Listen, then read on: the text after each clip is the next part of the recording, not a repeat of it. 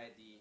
Have you seen our orange boxes at Canonical? We have different laboratories we use with these orange boxes.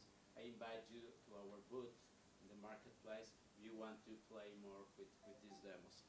So I'm going to log in to an orange box that actually has Liberty as a latest OpenStack version.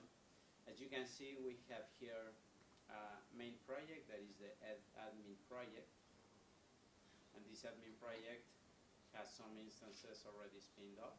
So we have 3 instances. Why we have 3 instances? Well, because we are trying to reduce this gap. We are trying to win this market with more easy ways to understand the deployment of workloads. So for that reason is that we have embedded our Juju App Store inside Horizon. That means that you can now, in a very understandable